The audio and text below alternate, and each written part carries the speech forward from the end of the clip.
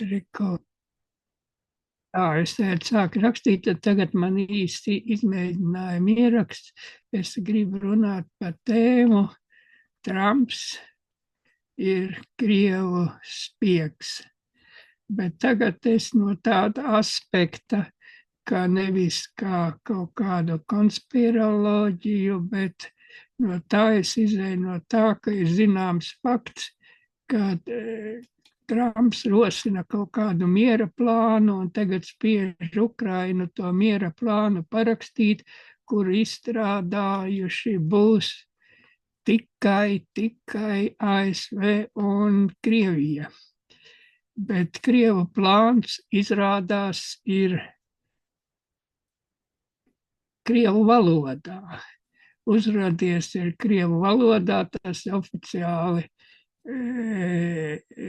nopublicēts vairākos laikrakstos ASV, ka šis miera plāns ir uzradies Krievu valodā. Oriģināls ir Krievu valodā, un tādas runas jau klīda, ka šis plāns ir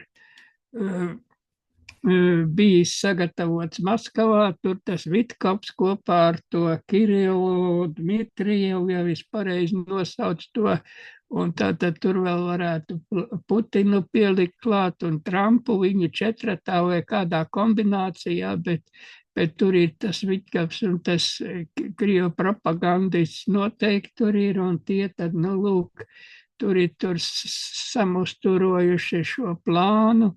Tas ir tagad Trumpa priekšā, Trumps to liek Zaļenska priekšā, Zaļenskim līdz 28. datumam jāparaksta 28 punkti, bet viss tas kurjos tas, ka ir Krievu valodā, un tagad jautājums tāds, vai ASV strādā kaut kādi izlūkdienesti, kas piegādā šo informāciju, lūk, kā tādu īpašu informāciju. Te ir tāda svarīga ziņa, ka tas miera plāns, kuru tagad prezidents it kā virza, patiesībā viņš oriģinālā, viņš uzrakstīts Krievu valodā, nāk no Maskavas, un tagad izlūkdienas šo ziņu nes priekšā, mēs iztēlosimies, ka tā tam jābūt, tā tam agrāk vajadzēja būt izlūkdienas, piegādā šo ziņu ASV valdības atbilstīgajiem orgāniem, kuriem tas būtu jāpiegādā, un lūk, tātad šis dokuments viņiem tiek piegādāts gan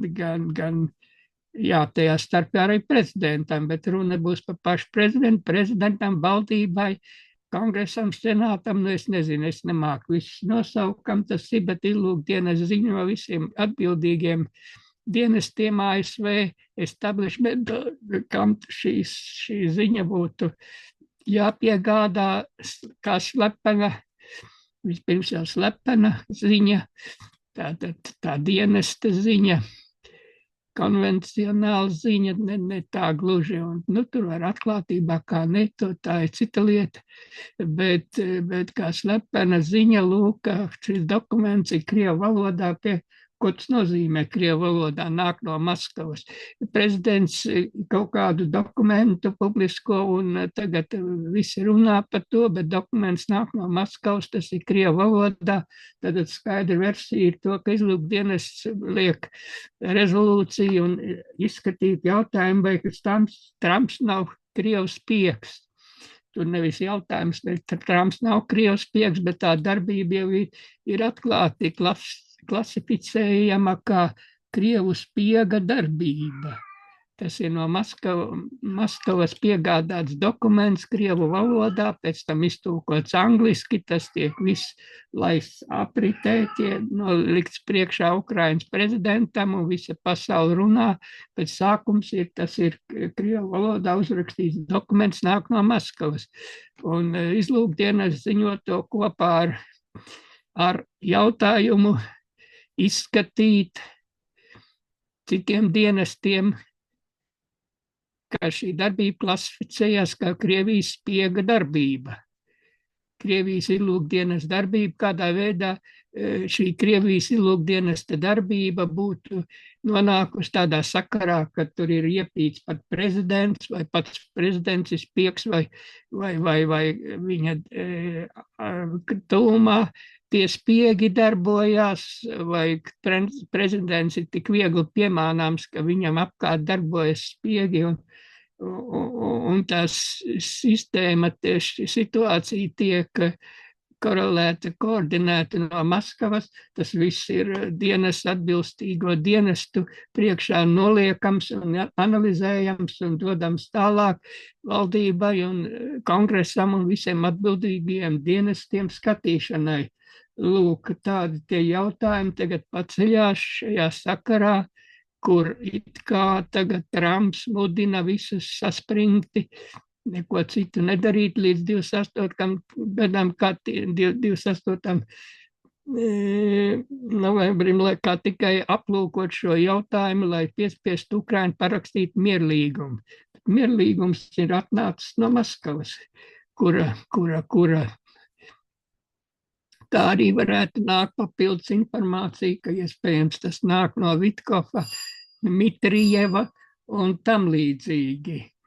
Un lūk, tagad šis jautājums tā šādā plāksnā ir cilāts, un tagad ir jārisina, kas te tagad notiek. Kas te notiek? Bet labi, atstāsimies pie tā, dienesti risina un spriež, vai tas ir Krievu izlūkdienestu darbs vai nē, bet tas viss ir nolikts ASV priekšā. Bet tagad nākamais, ko mēs jautāsim, vai Trumps jau savām iepriekšējām darbībām nav veicinājis to, ka šis jautājums nemaz nevar tikt vienkārši skatīts no ASV dienestu puses, jo viss jau ir nobloķēts. Trumps jau salicis visos atbilstīgajos dienestos savus cilvēkus, un tad viss jau strādā, viss jau notiek. Viss notiek pēc kāda plāna. Nu, tad nākamais secinājums, viss notiek pēc tāda plāna, kurš tiek koriģēts no Maskavas.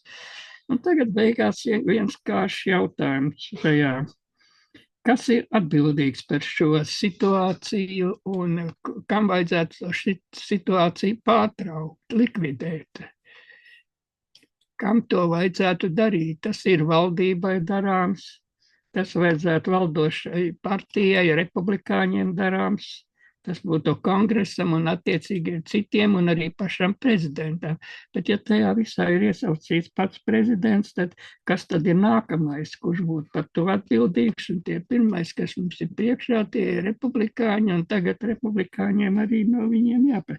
Kā tas varēja notikt? Bet kā tas var notikt, to mēs ļoti skaidri zinām. Republikāņi cīnoties par varu ir sevi izvirzījuši kādu to varas iegūšanas instrumentu virzīt Trumpu, kas ir psihiski slims krimināla noziedznieks, un beidzot izrādās ne tikai krimināla noziedznieks, bet arī Krievs pieks. Nu, un ko tad, lai no visu to izdara, tad vainīgi ir republikāņi, bet ne tikai. Visu to panāca demokrāti, kas ar savu muļķīgo politika noved pie tā, ka republikāņi tik pie varas šādā dumā veidā, iegūstot varu psihiski slimu cilvēku, galvā ar Krievu spiegu. Tā labi, tā mēs ar šo lai pietiek, un tā mēs arī